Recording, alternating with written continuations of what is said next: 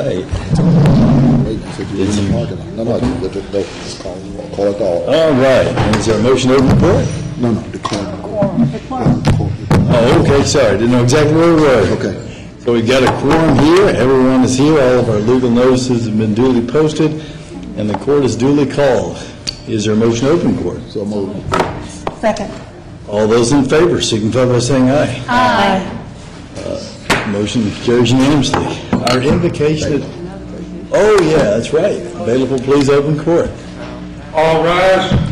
The Dallas County Commissioners Court is now in session for the month of September 2014. Term. With Honorable Judge Jenkins presiding, please remain standing for invocation. All right, and our invocation today will be given by my guest, Aliyah Salim. Aliyah Salim is Executive Director of the DFW chapter of the Council on American Islamic Relations. CARE is America's largest Muslim civil liberties and advocacy organization. Aliyah is a committed activist working for social justice, civic empowerment, and understanding in the North Texas community.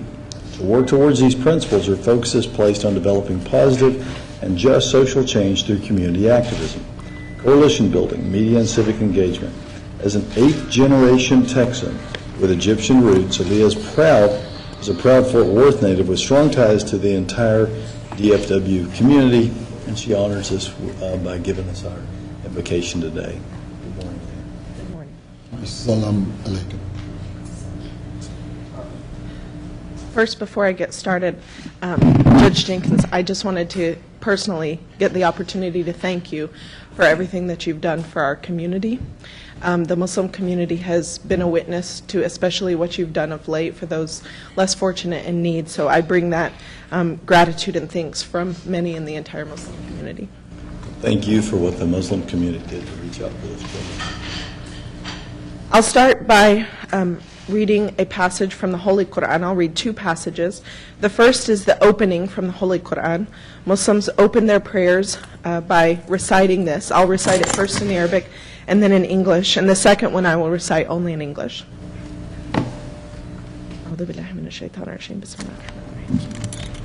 Alhamdulillahi Rabbil Alameen, Ar-Rahman Ar-Rahim, Malik Yawmiddin, إياك نعبد وإياك نستعين اهدنا الصراط المستقيم صراط الذين أنعمت عليهم غير المغضوب عليهم ولا الضالين آمين. In the name of God, the most beneficent, the most merciful. All praises and thanks be to God, the Lord of mankind, the most beneficent, the most merciful, the only owner and the only ruling judge of the day of recompense, the day of resurrection. You alone we worship, and you alone we ask for help for each and everything. Guide us to the straight way, the way on those who have bestowed your grace, not the way of those who have earned your anger, nor of those who have went astray. Harvard Law School, one of the most prestigious institutions of its kind in the world, has posted a verse of the Holy Quran at the entrance of its faculty library, describing the verse as one of the greatest expressions of justice in history. Chapter 4, verse 135, has been posted at a wall facing the faculty's main entrance, dedicated to the best phrases articulating justice, and it reads, O you who believe, stand out firmly for justice, as witnesses to God, even against yourselves or your parents or your kin, and whether it be against rich or poor, for God can best protect both. Follow not the desires of your hearts, otherwise you will swerve. And if you distort justice or decline to do justice, verily God is well acquainted with all that you do. As an American Muslim and a lifelong resident of North Texas, I am grateful and honored to be here today. Civic life is central for Muslims and all members of our beautiful community, so bear witness to today's session is something I greatly value. I pray that you all are guided with humility and justice in your decisions, and remember those who are less fortunate in need of your help. I pray that the affairs of our city are handled with care and thoughtfulness, and trust in God is the one who in cares we put our affairs. Thank you, and God bless you all. Thank you.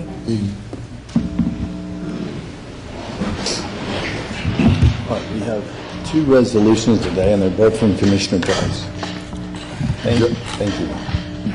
Judge, I think with the court's indulgence, the hyperbaric oxygen therapy resolution has been pulled, and I think it was generated to the court members that that resolution is on hold for right now.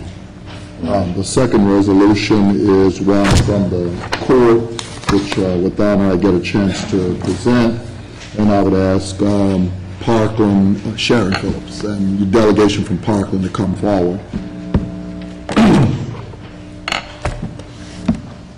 This is a resolution from the court that basically says, whereas the citizens of Dallas County have been and continue to be the benefactors and blessed through the services of so many men and women who serve at one of America's premier county hospitals, the Parkland Health and Hospital System.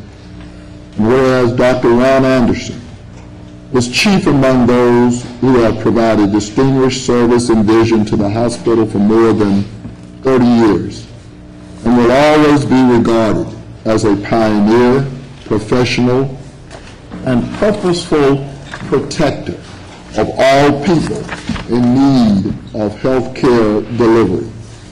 And whereas Dr. Ron Anderson was a crusader for the indigent and disadvantaged citizens, evidenced by the fervor and sweat equity he expended to have legislation passed that outlawed illegal patient dumping in Texas and made him a national spokesperson on the subject.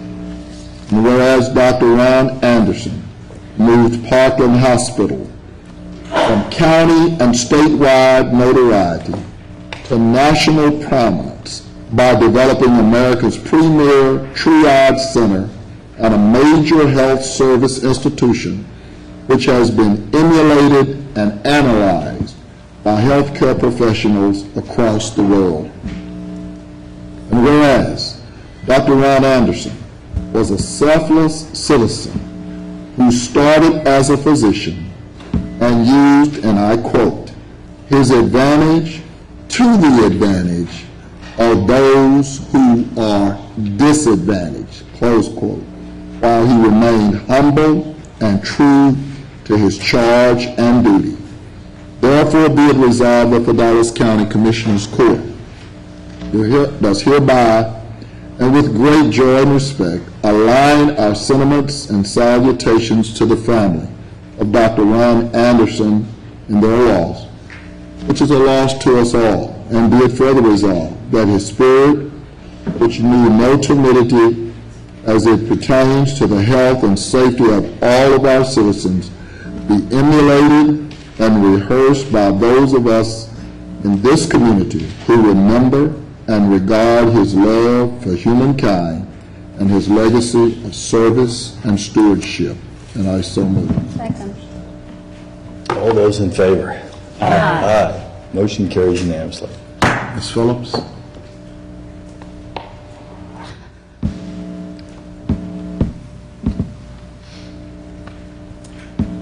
Take your time. Thank you. He will certainly be missed at Parkland. He was a visionary, and I think many of us can say that it's been our pleasure and honor to try to enact his visions in the form of the community clinics, the Parkland Health Plan, the Patient Innovation Center, and many, many other things. So he will be remembered, and we will go on in his direction, certainly a new direction with Dr. Cerise, but he will not be forgotten. So thank you very much for your words today. Well, Ms. Phillips, I just want to say you're probably one of the few people that's, still around from the original group, from the Mag Day era, and I guess Commissioner Cantrell and I are the only two around here. But he did. He brought a lot. He and I had as black people would say, a lot of tete-a-tete. Yes, you did. But at the end of the day, Parkland grew better, and so did we. And so we're very blessed. Our thoughts and prayers are with his family and with the Parkland family, because, as I said, his footprint was there. I appreciate the fact that a week or so ago that the foundation moved forward and did what they did with regards to talking about putting his footprint in the new Parkland, and it was very timely. So thank you, and thank Parkland for all this. Thank you. Thank you. Thank you. Thank you, Dr. Anderson.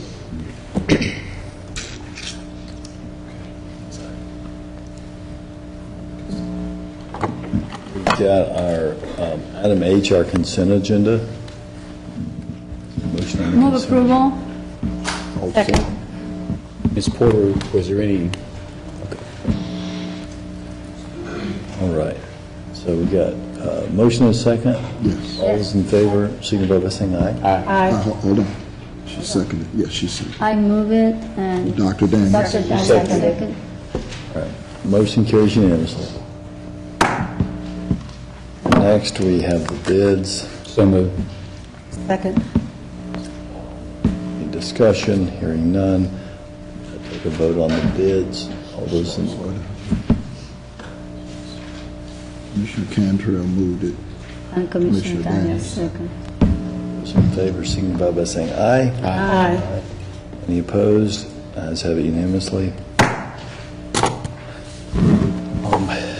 Next, we have our public hearing on the proposed budget.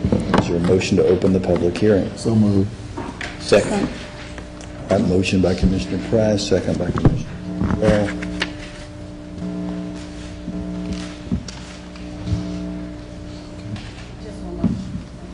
It's okay.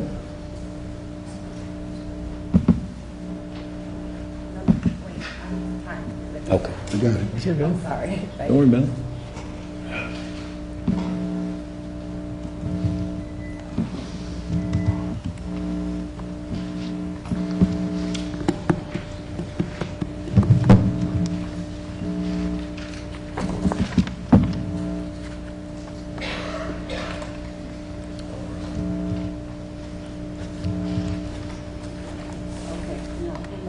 Commissioner Cantrell and second No, by no, Commissioner. no. I made the motion. Commissioner Price. I pressed it. I made the motion. You had to. No, just the The opposite. opposite. The opposite.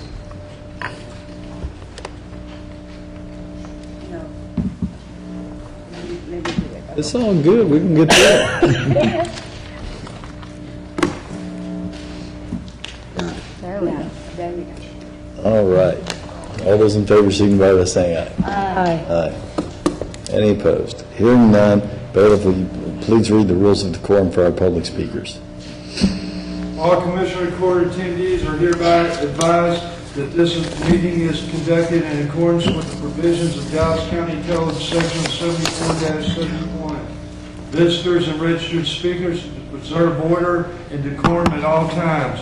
Personal, profane, or slanderous remarks are not appropriate and will not be allowed at any time during this public meeting. Any and all applause is to be kept brief in observance to time constraints. Disrupted visitors and/or registered speakers may be removed and are subject to penalties provided in the State of Texas Penal Code, Sections 38.13, 42.01, and 42.09. Registered individual speakers are limited to a maximum of 3 minutes, and a maximum discussion on any one topic is limited to 30 minutes. Mr. Brown, will you please lead us through the public? Yes, good morning, Judge and Commissioners. This is the Dallas County FY 2015 proposed budget public hearing as is posted and advertised as required by state law. The budget process started back in December 2013 when I did my first update concerning where we were standing, and has proceeded. We had budget hearings with departments, and we are now have a proposed budget. The proposed budget is actually contained as Court Order Number 1. Are there any speakers? Yes, sir, please come forward.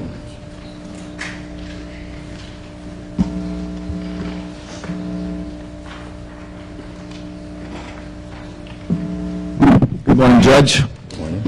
County Commissioners, Rich Sheridan, 11301 Dennis Road, Dallas, Texas. Appreciate being here. This is my 12th year advocating for social justice, primarily to the black community, as most of the suffering, the poverty, the homelessness is in the black community. Concerning the budget recommendation, I recommend a 2-cent reduction in the tax rate, which will be justified from the jail and health care cost savings by Dallas County taking over the sheltering of the homeless and the sheltering of the abused mothers with children, sheltering of the homeless mothers with children, sheltering of the able-bodied homeless, the significant reduction in the jail population, and investigating the alleged criminal activities of certain white men. Because those white men have been primarily the cause of the blight on the black community. One, do we have a domestic violence epidemic in our nation and our county? It seems that the revelations of professional football players physically abusing their spouses or children grows daily. Dallas Mayor a few months ago had a major rally at City Hall calling for an end to domestic violence, just as he called for an end to chronic homelessness over 10 years ago. Instead, chronic homelessness is at an all-time high in Dallas, contrary to MDHA. And women with children fleeing their abusive husbands or boyfriends continues to rise, proving again that talk is cheap and actions speak louder than words. It's just like our federal government's war on drugs. It's also a complete failure. As with Dallas' failed homeless program, Dallas County must take over caring for our abused women and children if we truly love all of God's children. Two, this probably might be the most important one. Appoint a special independent counsel with the assembly of a grand jury to investigate and begin the very likely prosecution of 3 white men. Okay. I didn't mention any names. I did not mention any names, Judge. Go ahead. My free speech has been abridged a number of times in this council, in this chamber. A number of times. I've been banned for 1 year and banned for 6 months because I believe I spoke the truth. This is a constitutional violation that continues. But the alleged crimes against the people of Dallas County, ridding the power of these individuals in Dallas County, will result in true prosperity to all of Dallas County residents. How much poverty and crime has resulted from these 3 individuals stopping the inland port development? Significantly reduce the jail population and operating cost. Last week, many speakers called for a significant reduction in jail population and the $93 million annual operating cost for its physical and humanitarian merits.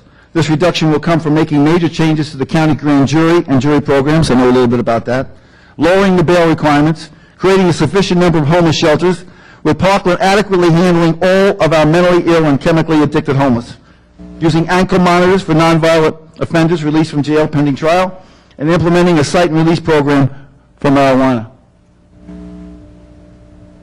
7, if there's not enough money, if the 2 cents takes away too much, I don't think it will, initiate a public-private fundraising program.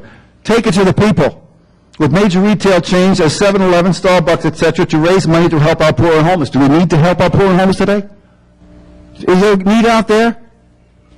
Keep the change for the poor and homeless. You go into 7-Eleven, maybe we keep the 35 cents, maybe we keep the 25 cents. I think most people, if they saw what was going on with the money, instead of it going to these executives that make more money than we could ever imagine. Thank you very much. Appreciate it. Thank you. All right. And this is regarding our 2015 budget. Are there any speakers regarding the 2000? Yes, sir. Come forward.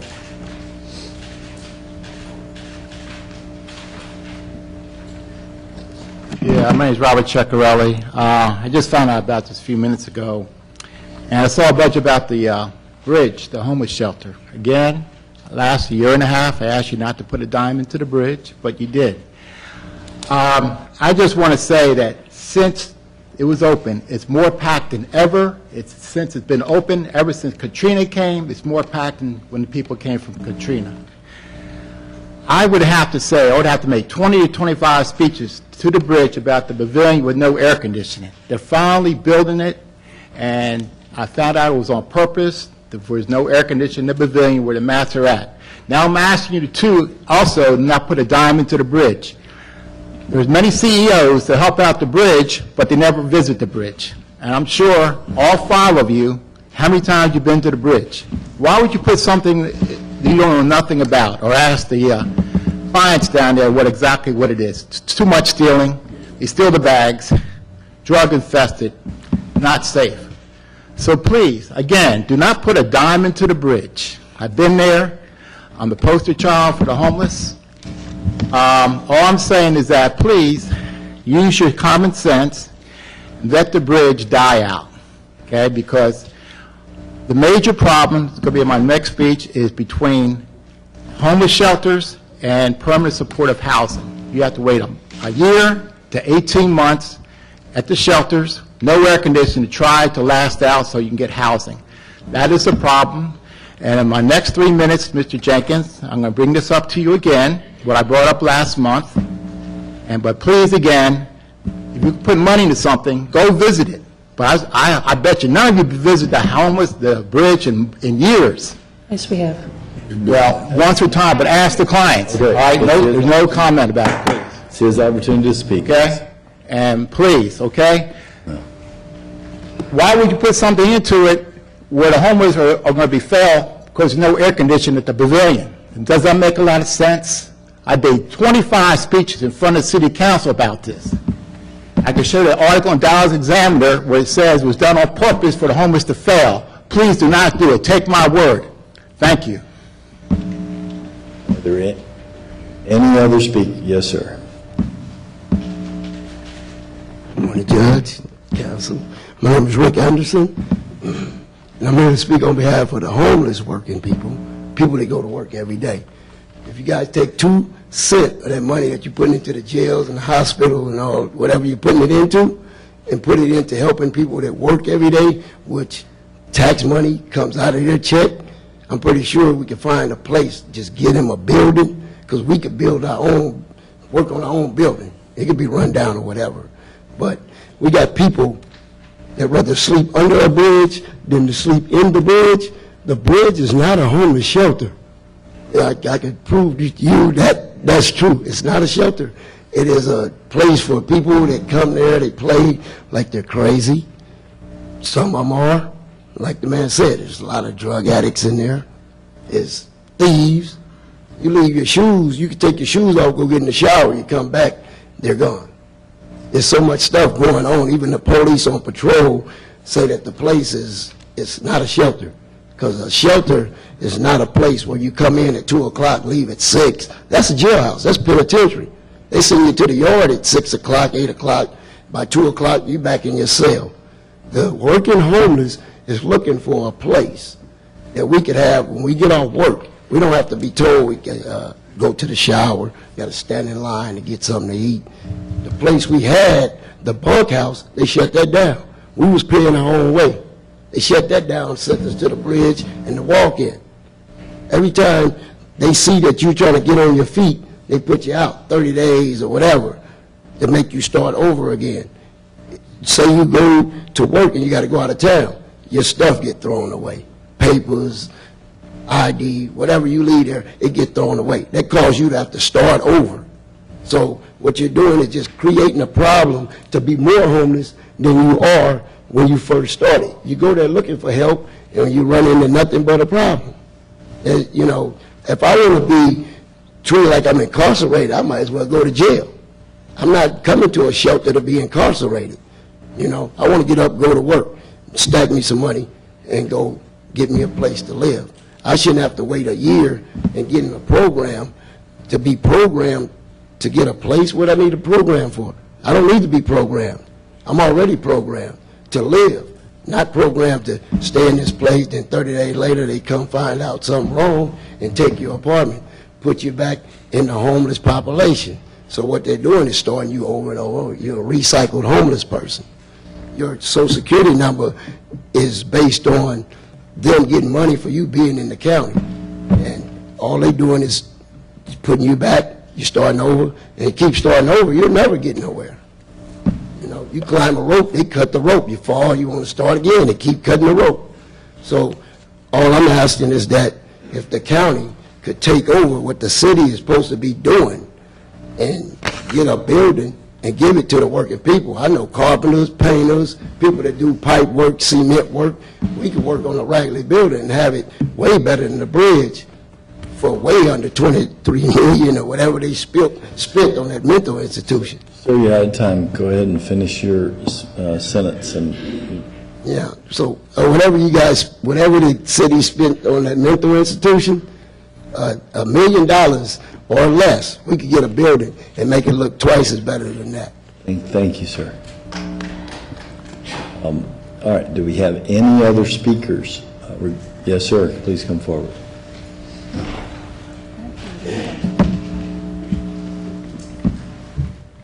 Good morning, Commissioners Court. I'm Reggie Ruffin. I've started my own organization called Texas Males Foundation, which is Men Against Legalized Exploitation and Stigmatism. It has been brought upon because it seems in today's society, instead of trying to figure out by investigative means whether or not actual crimes have been committed, the presumption is just take the first person you see, throw them in jail, and then make them take plea bargains just to try to resolve the issue. I trust that everyone got the material that I submitted last week before this meeting, and I want to know if anybody had a chance to review it or ponder it and get an opinion about what does happen a lot of times behind the scenes.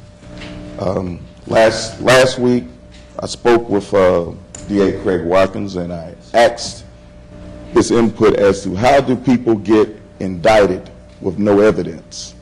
And his reply was he doesn't need evidence, all he needs is probable cause, which I found quite odd. I thought probable cause was for making arrests, not for indictments.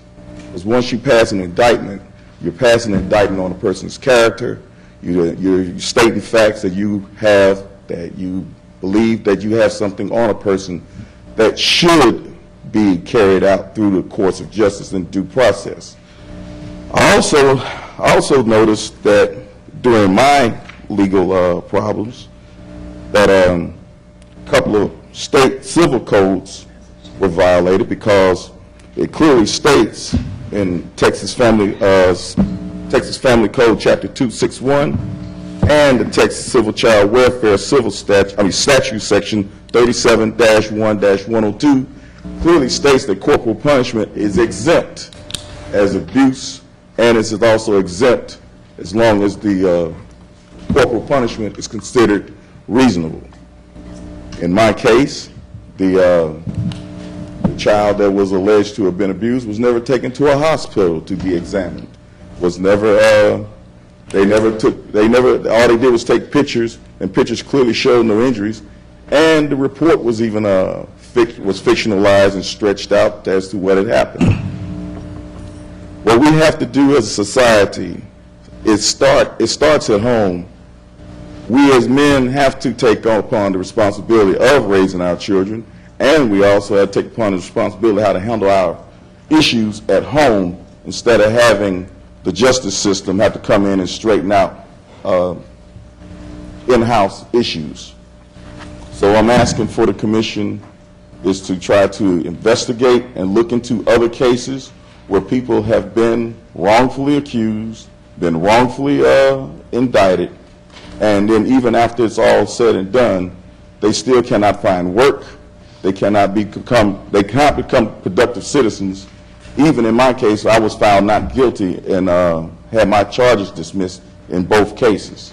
So I'm asking that this matter be taken seriously from here on out, and we will be watching. Thank you, sir. All right. And again, this hearing is on our tax rate for Dallas County. Are there any other speakers on the tax rate for Dallas County? I've done it 3 times, but I want to make sure there's nobody left before we close. Seeing no one. A motion to close the public hearing on the Dallas County proposed 2015 technical budget. Second. All right. We got a motion and a second.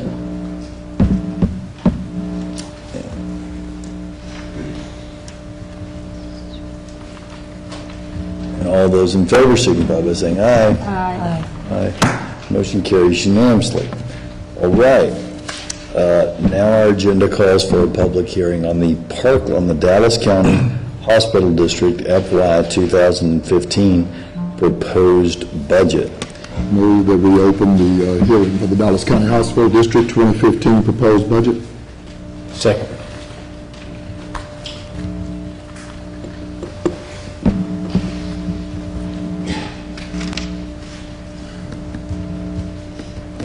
while we're waiting to get it up on the screen, I noticed that Philip has his sister here today, so we're happy to have you here in our court today. And Judge, while we're waiting as well, I want to congratulate all the Latin American countries that today are celebrating their independence from Spain. Among them, Mexico, Costa Rica, El Salvador, Guatemala, Honduras, Nicaragua, and last but not least, New Guinea from Australia, their independence from Australia. I know there's a lot of celebrations going on today all over the county. Congrats to all of you and happy Independence Day for all of you. And it's up on our... All those in favor, signify by saying aye. Aye. Aye. Motion carries unanimously. All right. Yeah. And we've already had the speakers' rules listed. Ryan, will you take us through the hearing, please? Yes, this is the required Dallas County Hospital District FY 2015 proposed budget public hearing. The hospital district's proposed budget is court order number 3 today, and similar to the county process, they've been working on their budget for at least 11 months. They've met with you 3 different times to discuss it, and so that's about all I have on that. All right, and are there any speakers? Yes, sir, please come forward.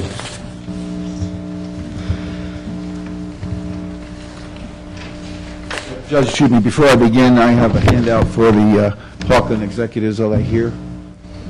I'm sorry, you have an A handout for the Parkland executives. Are they here? You'll give it to Mr. Martin. If you give it to Mr. Martin. Appreciate it. Thank you.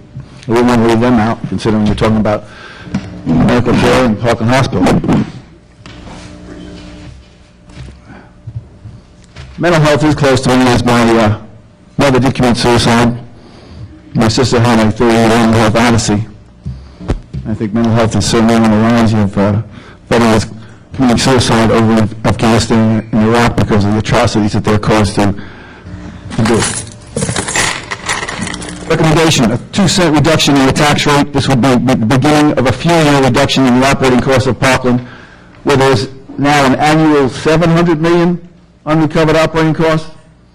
I guess it's not that bad because $400 million is paid for by the federal government. The savings will come from, jointly with Dallas County, sheltering all county homeless, all county mentally ill homeless, all county drug and alcohol addicted homeless, providing health care to all those sick and dying of lead poisoning in West Dallas, transitioning to a natural medicine Chinese model program, and implementing a much better program to address the county's HIV epidemic.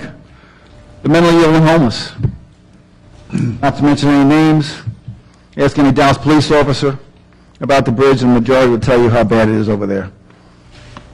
It's basically a snake pit. Bad behavior is basically allowed, facilitated. Parkland must create an appropriate mental health facility to care for the over 1,000, maybe it's 2,000, now cared for in a jail. A jail is not the place to care for and rehabilitate the mentally ill. I believe our good sheriff has stated this publicly. Certainly wealthy people wouldn't see any merit at all and would strongly object to having their mental health or drug, alcohol addiction rehabilitation in a jail or at the bridge. We're looking at the cost. It's an industry standard. The pay later cost 2 times to 10 times in health care and sheltering. Robert Cecchiarelli, he's a poster child for working in hospitals. Larry James has been before commissioners and spoken to the mayor's part of the mayor's task force on poverty. He said the 200 top offenders, I hate to even use that word, cost $100,000 a year. That's $20 million alone. West Dallas contamination site. Judge, I gave you a briefing. I'm a professional engineer and I did my due diligence. The political way out for the city and for the county is to go to the EPA. But number one is for Parkland to find out what's going on in West Dallas, do X-ray fluorescent testing of the bone for lead, and they're going to find it. And then let's implement a program to heal, to remove the lead, and to cure as best possible those that are sick and dying of lead poisoning in West Dallas. You may need a lawyer. You may need the district attorney's office, or you may need a special prosecutor to cause the EPA, the federal government, which we are fed up with more and more, to do the right thing. implement a totally different outreach program for those infected by HIV, and lastly, implement a Chinese healthcare program, the wisdom of the ages. Turmeric comes to mind. Turmeric is a fantastic, very reasonable $1 an ounce or $2.50 an ounce. Thank you very much. All right. Yes, sir, please come forward.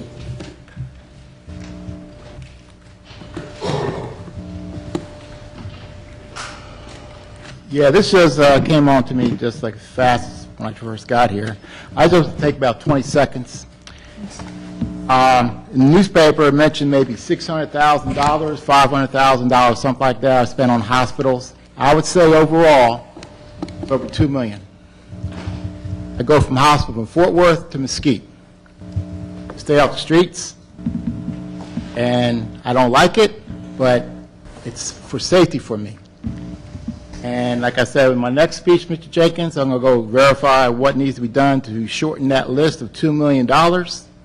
And what I did last month when I spoke to you, but I just want to say one thing, is that I'm ashamed what I did, but it was necessary for me to survive.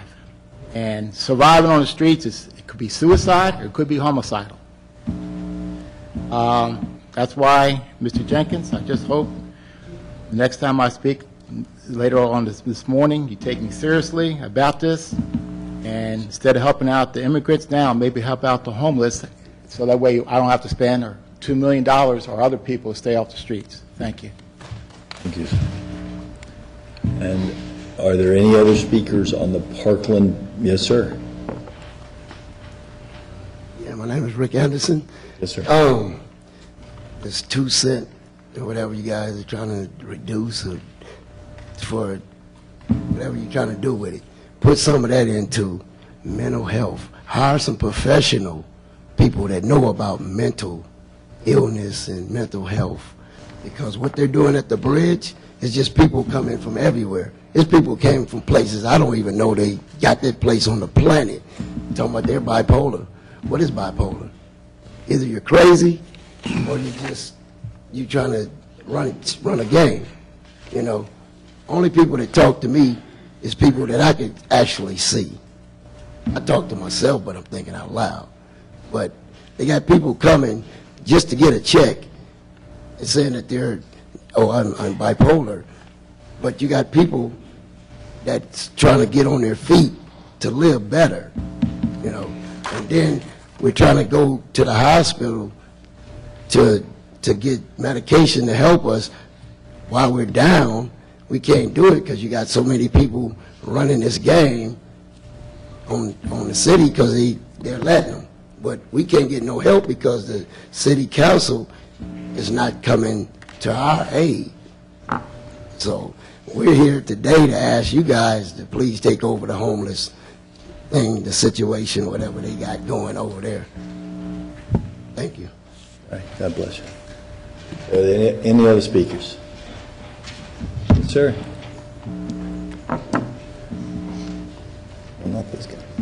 Judge Jenkins, I was when I signed up for this last week, I was under the impression that I was going to be able to speak about this subject, and this will be about. I didn't know that I was interceding on anyone else's behalf about the sales tax and everything about the homeless situation.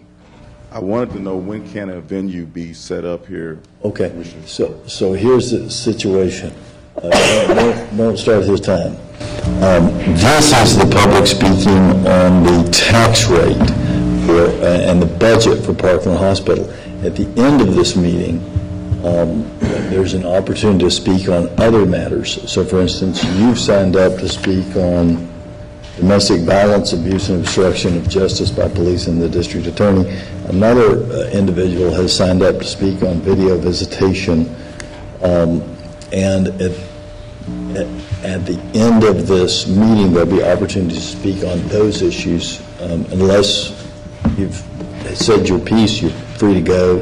If you have any thoughts or information on the tax rate or the budget for Parkland Hospital, you have the opportunity to speak on that as well, and that speech is now. Okay, well, I apologize. I was not aware of that. No problem.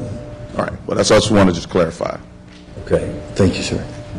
All right, are there any other speakers as to the Dallas County Hospital District budget and rate? Any other speakers? Any other speakers? Hearing none, I'll take a motion to close. So moved. Second.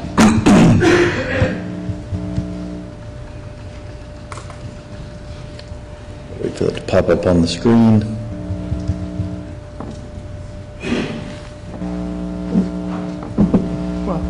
While you're waiting for that, Judge, do be aware that the court orders 1 and 2 will be a separate motion that Commissioner Price will make and has special language. Then 3 and 4 will be a separate motion. I'd like to separate out 3 and 4's vote. Yeah, all right, and all those in favor signify by saying aye. Aye. Any opposed, nay. The motion carries unanimously. All right, I think I said nay, but yeah, any opposed, what I meant is say nay, didn't mean I'm against it. Yeah. I was saying, what I meant to say is any opposed signify by saying nay, but I'm for closing the hearing, sorry. I vote you nay. All right, sorry. Mumbly today, sorry about that. Commissioner Cass, will you please Hold on, we gotta get this voted.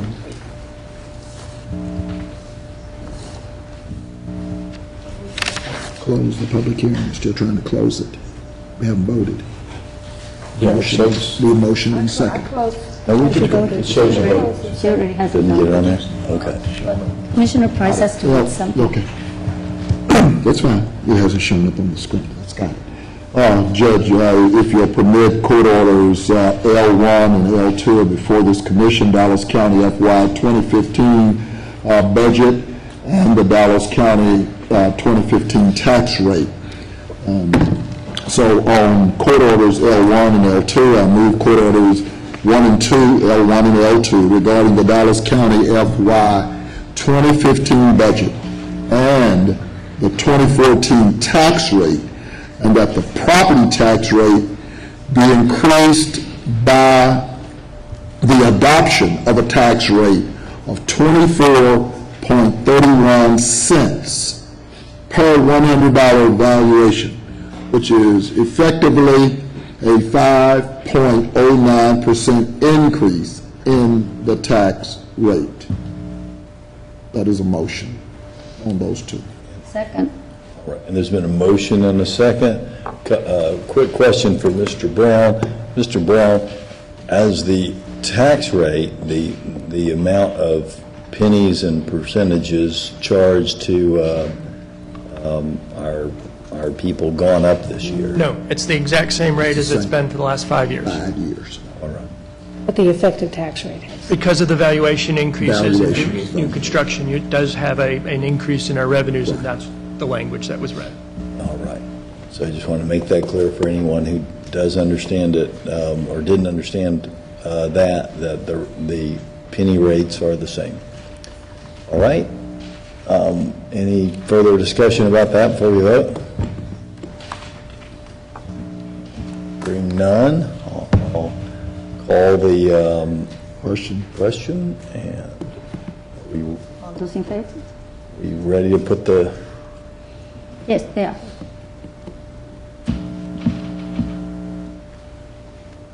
Go ahead and just put those on there? There. There we go. We're able.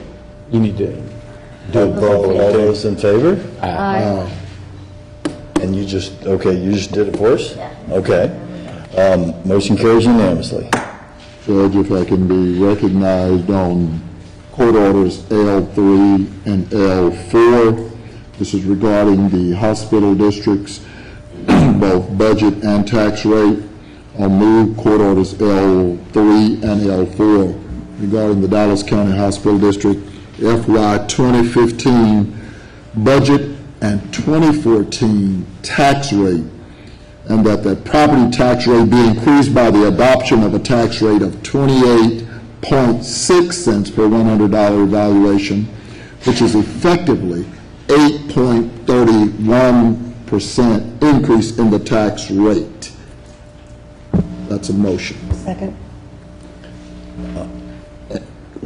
Got set aside. Right, we have a And vote. for discussion purposes, it does go up by 1 cent, and that is the 1 cent that the taxpayers imposed upon themselves with regards to the operation of Parkland Health and Hospital System in the covenant when they passed the bond for the new Parkland Hospital, In 2008.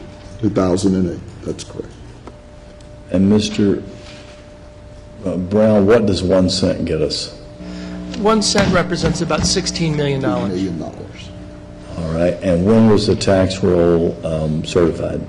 It was certified on July 23rd, 2014.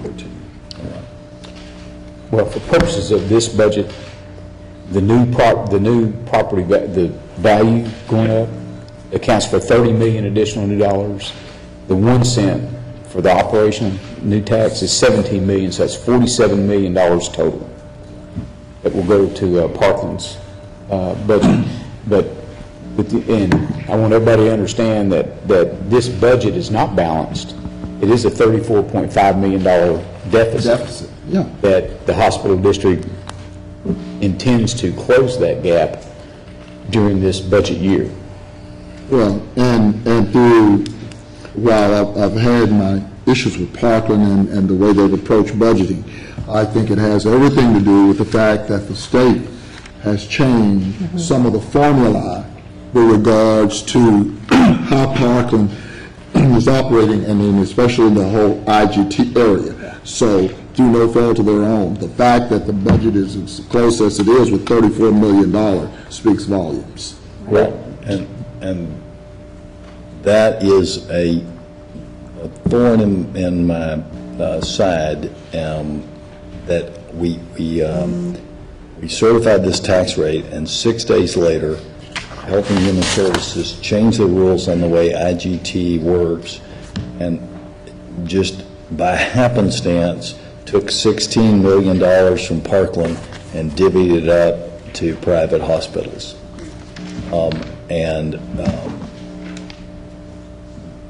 So my vote today has more to do with that than anything else. Well, I want to make real sure we get this on the record. Because of new state Medicare rules adopted on 7/29 of 14, and also Medicare reimbursement changes that also took place, has contributed largely to that shortfall in Parkland's budget. And that Parkland intends to seek help from the outside private hospitals on what we divvy up to try to bring that amount down and then work their budget to balance it with the rest of it. And I know that all of the administration at Parkland, as well as anything that we can do to address some of those issues, will be done in order to find a balance in that budget. Right, and the other thing is hospitals, private hospitals are working with Parkland, to see how we can ameliorate all this. We are conscious about that, and I'm glad to see that cooperation is working out. Call the question. All right, question's been called. All those in favor, signify by saying aye. Aye. Any opposed? I vote no on 4, but I'll vote yes on 3. He's voting no on 4, on L4, and he's voting yes on the budget. All right. Already voted on three? That would cause us a problem because we have to separate those two. And when we started, we didn't. Right. That's why I said let's take a separate vote, but But we joined them together at the end, so Okay, well, if you then we have to if you redo want, it. if you want to, I will separate 3 and 4. all right, so we'll take a motion on 3? Okay, hold on just a second. Three was Commissioner Price. Right, yes, I'm Commissioner Daniel. right. But the law says that I've got to move court orders 3 regarding the Dallas County Hospital District FY 2015 budget, and that the property tax rate be increased by the adoption of the tax rate of 28.6 cents per $100 valuation, which is effectively an 8.31% increase in the tax rate. But that's the budget. We're just doing the budget, L3. We have a motion, but I haven't heard a second. We have a second? Commissioner Daniels, second. Mr. Daniels, second. So we all vote yes on this one, and we redo it. All those in favor? Aye. Aye. Now, 4. Now, with regards to 4, I move Court Orders 4. L4, regarding the Dallas County Hospital District 2014 tax rate, and that property tax rate be increased by the adoption of a tax rate of 28.6 cents per $100 evaluation, which is effectively 8.31% increase in the tax rate. And Commissioner Daniels. Second. Commissioner Daniels, second is correct. We're done. All those in favor, signify by saying aye. Aye. With the judge voting no Opposed, for nay. political reasons. This takes us to court orders. Everyone vote? Yeah, Orders everybody voted. 5 through 51, pulling 31. And 10? And 10? Was 10, what was the 10? Is that a briefing? 10 is a briefing item. Okay. 10 is a briefing item then. No, just 31. Just 31. 31. I've got a correction on 2, Judge, that I need to read into the record on Please read that into the record. Court Order 28, request from Parkland on agreement or cooperation for Dallas County to perform specific services for Dallas County Hospital District. Signature page should actually read Frederick P. Cerise, M.D., Chief Executive Officer, and remove Walter Shaw, Chief Financial Officer, on the signature page. That's on Court Order 28. On the notice provision. Right. And Court Order 32, Ms. Fain just gave you a corrected Court Order 32, which is, there's one change in DeSoto Town Center, removing one early voting judge and replacing with another. You should have that in front of you. She's got it.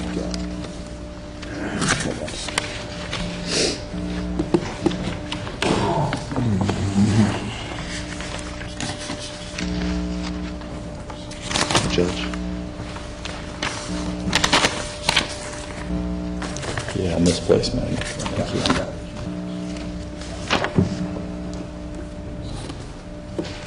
Okay, I got it right here. There it is right there.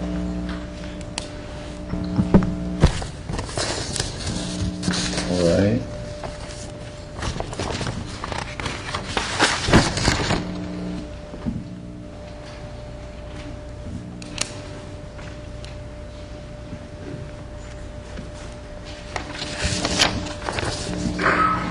Any discussion on the court orders?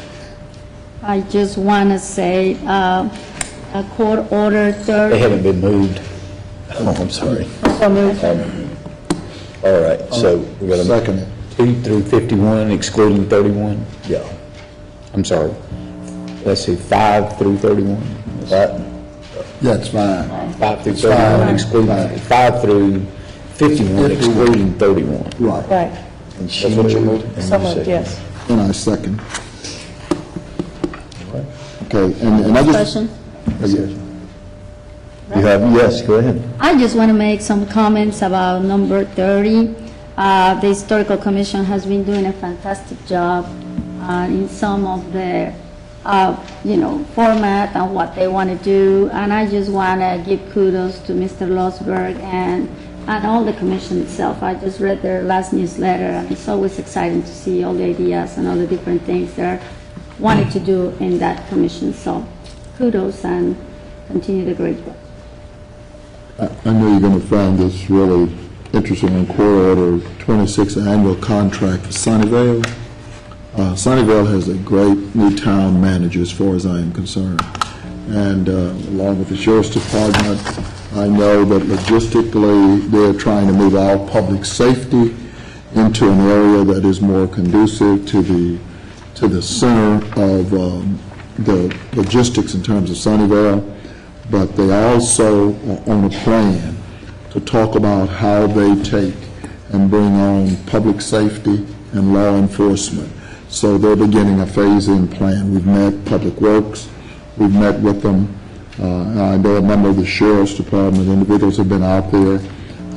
So I just pleased to announce to the court that they're on a track to talk about phasing in.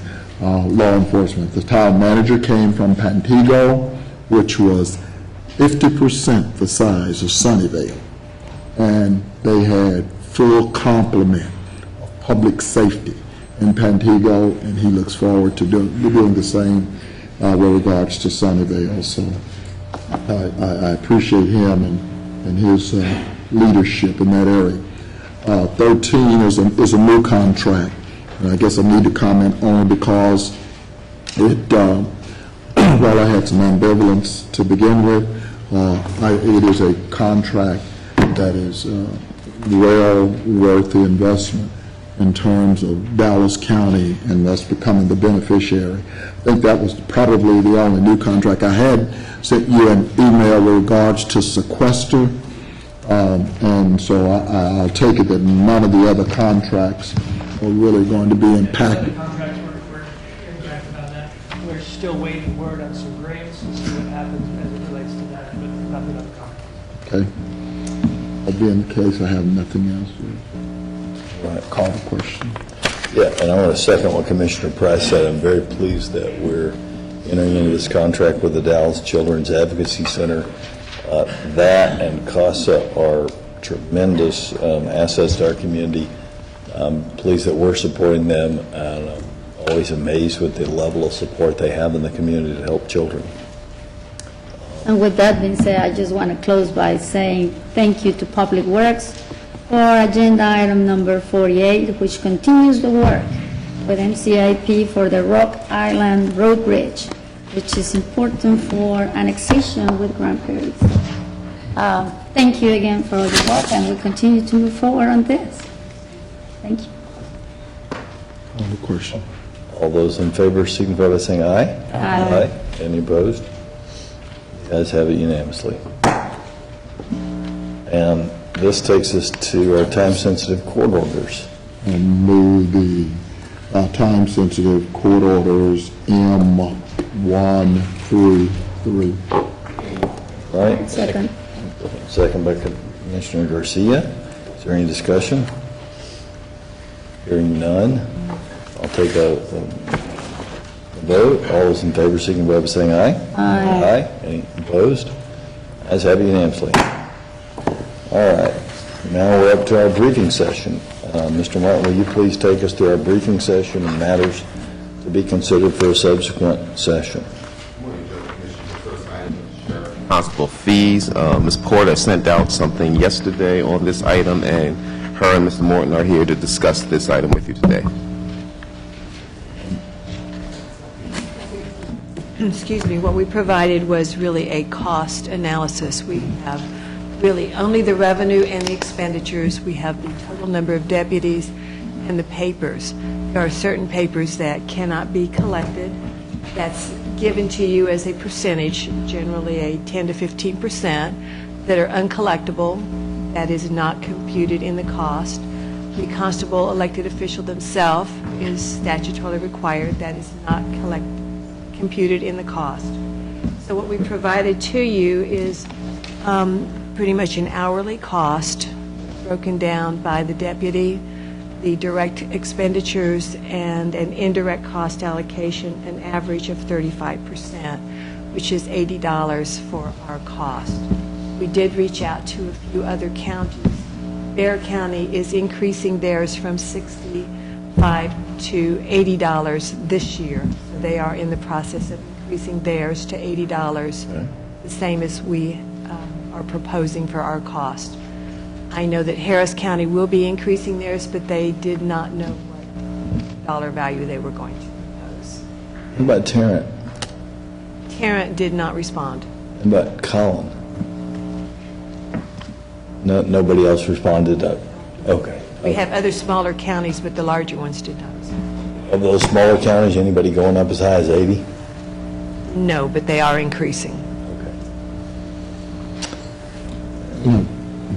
And I know you brought this up before, Judge, and thank you, Ms. Porter. I know you don't think anybody reads all those line items, and I know I appreciate you responding to the email. But one of the things is that the marketplace will drive this. I mean, one thing about it, I mean, at the end, we're going to put it out there, and we'll either be reasonable and be able to produce in terms of the constables, and the sheriff will produce in terms of service, or they have alternatives. Yeah, that's a good... Except for the RIDs, and I mean. And the RIDs are in keeping, they're not the highest in the state, they're in keeping with the others, right? They're not the highest. And I want to leave that on the table, that we don't have the highest in anything in the state. And even in the list that we provided, it was without, excuse me, it was without the other counties' new rates being included. It would be with their standing rates.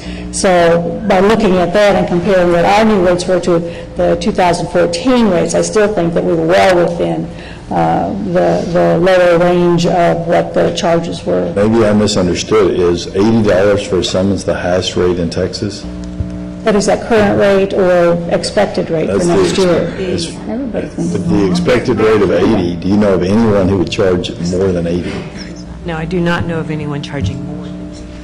And at 150 for a writ, do you know of anyone charging more than 150 for a writ? Yes, Bexar County is 200, El Paso's 200, Travis 220, Holland 175.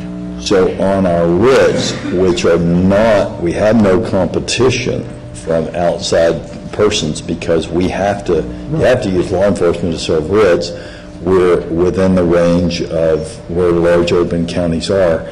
But on summons, which Commissioner Price was making the points, where we have ample competition in an urban area from private vendors, we are, in fact, as far as we know, the highest charging public entity in Texas. Would be equal to Bexar. Equal to Bexar County if they raise theirs. Are those current rates, or are they yet to raise their rates also? Bexar plans to raise their rate to $80 effective January 1st. So as far as we know, 80 is higher than anybody else in the state is currently charging, and as far as we know, we and Bexar will be highest if we both charge $80. But we don't know what the other counties will be charging yet. But we don't know what the other counties will be charging. El Paso is at 100, I'm sorry. Oh, okay. El Paso is currently at 100. Okay. We are within. Our job is to manage.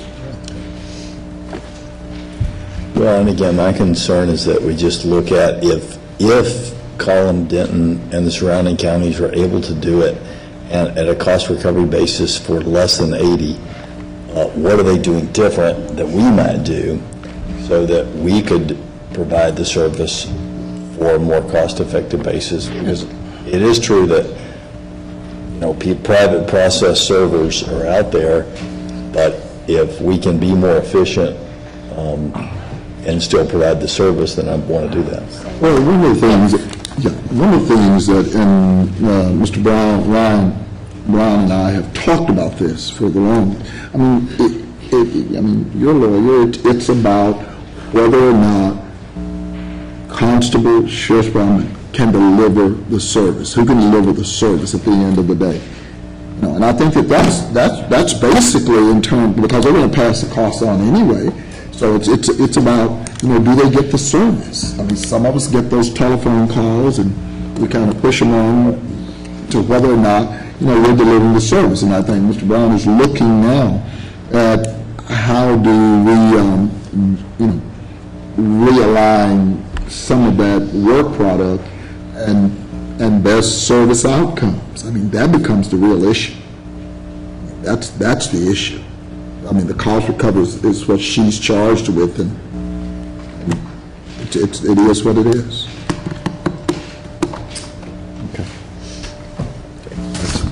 Thank you, Judge. Item 2 on the budget recommends approval of the contract between Dallas County and HUD for the on-track permanent housing project. County Clerk number 3 recommends termination of the current book preservation contract as briefed. Health and Human Services number 4 recommends approval of the Department of Homeland Security purchase order BioWatch Lab support funding in the amount of $30,000. Item 5, approve the award of fiscal year 2014 Ryan White Part A Minority Aid Initiative funds in the amount of $25,000 to Parkland Health and Hospital System. Item 6, approve the Texas Department of State's health document HIV perinatal prevention. Item 7, approve the Texas Department of State Health document, HIV surveillance. Item 8, approve the fiscal year 2015 Department of State Health Services HIV Ryan White contract in the amount of $5.2 million. Item 9, approve the Texas Department of Health Services document, STD HIV. Item 10 is being pulled by the request of the department. IT, number 11, recommends approval of the social website request for the tax office. Number 12, approve for signature license amendment to the Microsoft Enterprise Agreement. Number 13, recommends to upgrade to the current version of Famous to Famous 4 at an implementation cost of $21,000, an annual recurring maintenance and support cost of $15,000. Is there a guarantee with that it's going to work? Go ahead, Mr. Lilly. I think we're going to get a lot of Is that a guarantee? There's no guarantees in life. If we implement it like it's designed to be implemented on our side, yes. Okay. Okay, Mr. Bickstrom, it's going to be implemented the way it's supposed to be. Yes, certainly based on the, obviously on the feedback from Mr. Bazan, Mr. Little and stuff, that we expected to be successful. And we just hope. Juvenile, number 14, approve the Academy for Academic Excellence purchase of the Pearson NovaNet computer program as presented by the Academy for Academic Excellence. Planning and Development, number 15, recommends approval of a work order with team consultants for materials testing for the Fairlawn Place CDBG project. And Public Works, yes. and CDBG funds can be used for this, right, Mr. Lusberg? Testing will be okay? Oh, yeah. Okay, just wanted to be sure. Public Works, item 16, approve the attached project-specific agreement between Dallas County and the City of Duncanville, Texas, Road and Bridge District 3. Item 17, approve attached supplemental master road and bridge interlocal agreement between Dallas County and the City of Duncanville pertaining to transportation-related maintenance. Purchasing, item 18, authorize the award of bid for the purchase of Elisa 96 well micro plate systems. Item 19, authorize the award of bid for the annual contract for the purchase of clinical testing to be awarded to the Laboratory Corporation of America. Item 20, authorize the final 12-month extension for the bid for the annual contract for passenger, medium, and heavy-duty vehicle body damage and collision repair services to those vendors listed. Item 21, authorizing grant the exemption to the competitive procurement requirements allowed by Local Government Code 262, 1, 2, and 3 for the purchase of plumbing materials and supplies from the period January 2014 through, and I'm changing this to September 30th, which is the end of the fiscal year. It had July 15th, but we need to, there may be other things that come in, so we need to change that. So, and that's in order to make emergency repairs to various Dallas County facilities. So those are authorizations that your office does make? Yes, yes. Mr. Bazan, myself, Mr. Lilly have been working closely with auditing and purchasing on this item. So this item really includes all the purchases that you done during this time? Yes, yes. For those plumbing repairs. And then those, you know, a lot of these are hard to find items, but we have to get them quickly in order to keep the toilets functioning and jails and things of that nature. So we work closely with auditing and purchasing to get this done. And the auditor has no problems. I agree with his presentation. And on item number 19, the annual contracts for the clinical testing, there was only one company, and the medical examiner was part of this solicitation as well, right? Yes, he was. Because that was one machine, wasn't it? Yes. Unique, very A unique. unique, Very right. unique one. Very A little unique. expensive machine, but They usually are. They usually are, isn't it? Mr. Brown has one bring up, Judge. I do have one bring up. Engineering and Project Management requests authorization for the replacement of 18 rooftop HVAC units at the record storage warehouse at 2121 Panoramic Circle. The estimated cost is $195,000 and will be funded from the project. And thanks to John Warren, he just added additional funds to be able to finish out some of this facility requirements. And I'd like to take a personal moment of privilege to give it up for John Warren. All right, John Warren, where's John Warren? He already left, but... Judge, that concludes your briefing agenda. There are 3 speakers listed. All right, and our rules of decorum have already been read for the speakers. Our first speaker is Reggie Ruffin. Reggie, if you've already spoken and don't want to speak again, that's cool. If you want to speak for that 3 minutes, that's fine too. Well, I did have one. Okay, well, come on up, please. No, one of the other things I wanted to add is the fact Mr. Ruffin, you still have to give your name all over again. Oh, Sorry, Commissioner. Name and address. Reggie Ruffin, 2703 Exeter Avenue, Dallas, 75216. I represent Texas Males Foundation.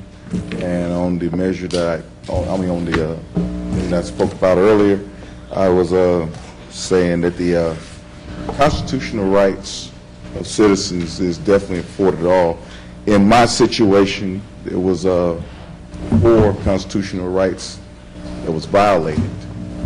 And like I was saying earlier, that the rights of due process needs to be considered in every case.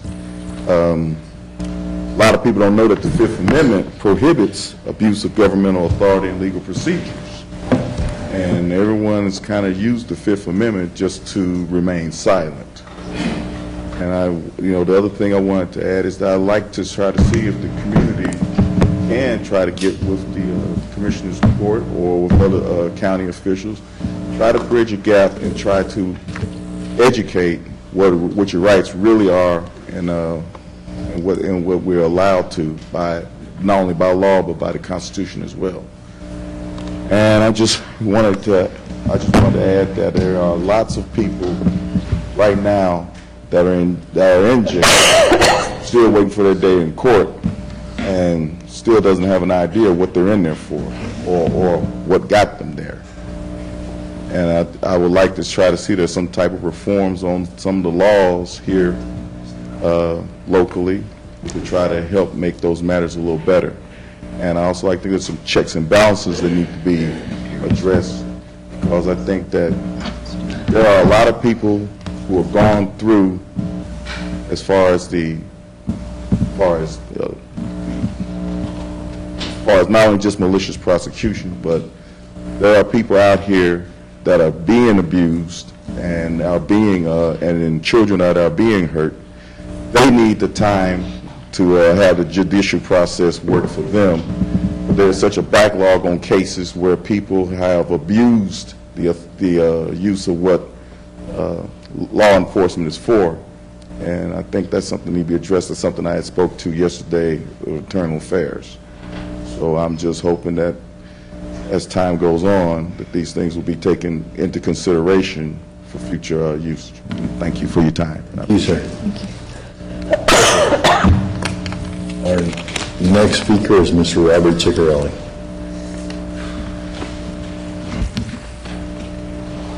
Hello again.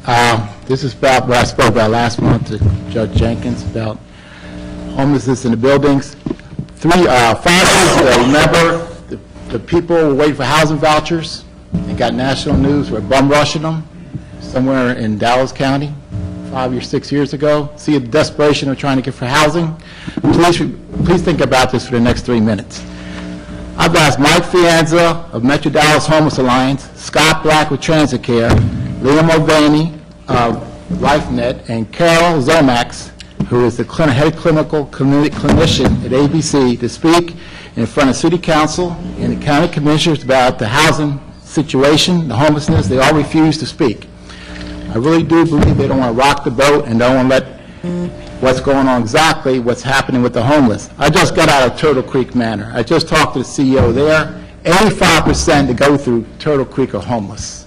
There's a definite situation where homelessness, addiction, mental health are all connected. Now, once they leave there, go there, they come back on the streets. That's where I'm at right now. You go there homeless, you leave homeless. Turtle Creek, Homeward Bound, Timberline, and what are the places? Well, the places that are, Green Oaks also. You see people coming out of Green Oaks, they go to the bridge, they cry. They don't want to go back there. People don't want to go back to the shelters. So it's a revolving door 24/7. Every day, every second being homeless is desperation. Desperation time. And you don't notice it because you don't go to these places and ask the clients about what's going on. These 4 people are supposed to be helping out the homeless. They don't go to these places. They don't want to talk about what's going on. So, Mr. Jenkins, I asked you last week if you consider opening up some buildings that the immigrants are not going in right now. You've been getting a lot of flack about humanity. I know homelessness does not get your votes, but these are your citizens down in Dallas County. They're all roaming out there, doing all kinds of bad things. Some are real bad, but what happens is that when they're on the streets, they're forced to do things they don't have to do. Homelessness is a devastation that needs to be addressed right now. I know it, I've seen it, I don't want to experience it no more, because I go to jail on purpose because of it. I don't have nothing to do with homelessness anymore, none. What I'm asking you, sir, is to talk to me or Ms. Mary James to see what we can do about opening at least 2 of those buildings for certain homeless people to get in. So that way, these people will have a chance to make it instead of just urinating or causing problems or flying this market. But as the situation is going to get worse, worse and worse. Like I said, the bridge is packed more than ever. Okay, so you say you want humility. This is your chance to show it. You can quiet down Mr. Cantrell about this and see what happens. But, sir, I know what needs to be done. Well, finish your thought. You're out of time. Okay. Me, you, and Larry James can do something, but without it, sir, you're showing you're not telling the truth. Thank you. Thank you, sir. Our next speaker, our last speaker is Mr. Philip Taylor. Mr. Philip Taylor, oh, here he is.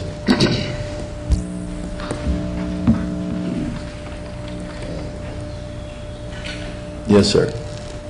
You state your name. My name is Philip Taylor. My address is 8047 Westover Drive, Dallas 75231. And I want to address the issue of video visitation plan. I know there's been considerable discussion about this. I am a licensed professional counselor, and I've worked with folks going through the criminal justice system for the past 20 years, and I've noticed the obvious, that we tend to, the criminal justice system has a tendency to drift toward dehumanizing its inmates. And that doesn't do them good or us good. What is in a prisoner's best interest is in our best interest. And their best interest is to maintain contact with their family and their friends and their co-workers. That is probably the one key element in returning someone to the community. And with rare exceptions, they all return to the community in the best position to reintegrate, to pick up their lives, and continue successfully. My hope is that in considering visitation, that all options will be kept open, and that it will be, the visitation will not be made more difficult by pricing people out of that contact. There are some folks for whom video visitation, say from home, if that's an option, would be a wonderful thing on some occasions. But there are many times when there is no substitute for a warm body within a few feet of the person they love and care about. And so my concern is that technology is a wonderful thing, and this may be an opportunity for us to make good use of it. But I hope that we keep in mind that it also has the potential to further dehumanize the people that in our custody. Judge, I thank you for the opportunity. Thank you, sir. And this concludes our public speakers. Judge, I do want to say to staff, Go ahead. I just want to say to staff, whether in purchasing, budget, HR, budget, I think everybody just kind of takes it for granted and what all we can go through. And I know my colleague, we sit here and we kind of pour through all of this information. And then we push a lot of information back at staff and having staff respond. And what some of us understand is staff is here sometimes on the weekends, early mornings, and they get a avalanche of emails and phone calls. And so I just want to say to staff, thank you. We got 2 budgets we have to pull through, not 1, 2. When you begin to go through those budgets and line items and reading those contracts, and I just want to say thank you on behalf of the court, our constituents. And I want to echo that sentiment. I know that during July, you start preparing for that, and that has come out as a, good grade. But nevertheless, I totally, echo Commissioner Price's sentiments. I want to thank you all for your prompt response. So I know that even when some items get delayed weeks, sometimes the realities will keep moving forward. And hopefully some of the changes that have been occurring here at the Commissioners Court will be beneficial and will increase communication and better understanding as well. Thank you. Most definitely, your willingness to provide that information allows us to make better decisions when we're talking about the use of taxpayers' dollars. So it is very much appreciated, and it's from a lot of people in this room that provide that kind of dedication and patience for all the pesky questions. But Yeah, I'll echo that as well, and not just the people at the front tables, but the people out there on the front lines every day, the clerks, the deputies, everyone who's worked so hard so that we didn't have to raise taxes during the last 5 years, 2 of those in the worst recession since the Great Depression, and we've been able to expand services. We saw that today in the new contract with the Dallas Children's Advocacy Center, which is where children who are abused go for their debriefing, for their video, so they don't have to be traumatized again and again with repeat interviews. And that's a wonderful community asset. We've seen more money going into Dallas CASA so that we can have people that care about children, representing those children's interest in some of the toughest situations. More money going into the bridge so that we can care for our homeless. More money this year going for the first time ever into the cottages. And that's all been made available because of the hard work of our staff and finding ways to save money and to be more efficient, and really appreciate everybody's work on that. I've got a question before we go into closed session for council. On our closed session agenda is consultation and deliberation regarding inmate video communication and procurement law. I don't want to, in open session, discuss the law, but can I make a statement, a comment about video visitation? Is it on our agenda for purposes of speaking about it? Well, it's only on the closed session agenda, and I'm not clear on what it is that you would want to discuss, and I think it's probably better to take a conservative approach on the issue and not go into a discussion at this point because of the limited notice that we've given with regard to the purpose of the posting. All right, I'll take council's advice on that and not speak about that at this time, and if anything happens in closed session that requires a vote, come out and speak at that time. All right, and so we will... requires a vote out here, not in there. Correct. All right, so if we'll now adjourn to our closed session to consider Chapter 550 matters under Chapter 551 of the Texas Government Code as previously posted. Any action as a result of the closed session will take place in the subsequent open session. We'll begin the closed session in a few moments. How he wants to make it.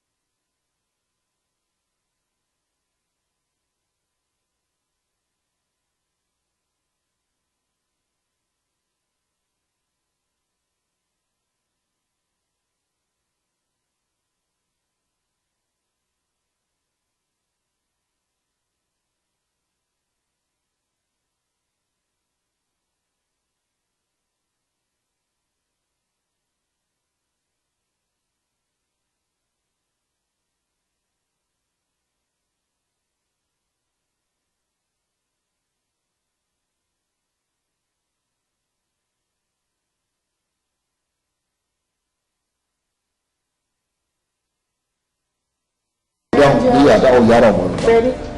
We got some business to do. Yeah, I got business. Yeah, don't worry. All right, I got a quorum. We had a quorum to vote on the Joe Field Road contract. All right, the court is back in session. We have a quorum present. Commissioner Cantrell, Price, and Daniel are here, as am I. Is that on the regular agenda? But it's closed, but it's the Wait a minute. take action. Wait a minute. Is there a motion on the Joe Field Road contract? It's deliberate and take action. I'm sorry, what? Is it not the Joe Field Road? Second. All right. Any discussion? Yes, ma'am. This is Joe Field Road, Joe Field, motion. motion on Joe Field Road contract. Just one moment, please. And my computer's turned off, so you'll have to vote for it. It's recorded. All right. Okay, and who motioned? I believe Commissioner Cantrell motioned, and And I seconded.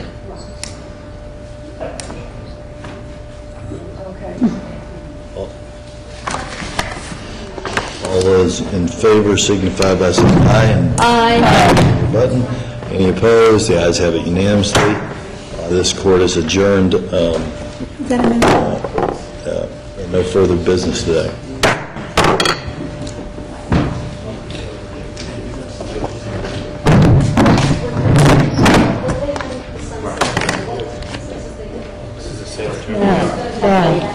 Let me calm down.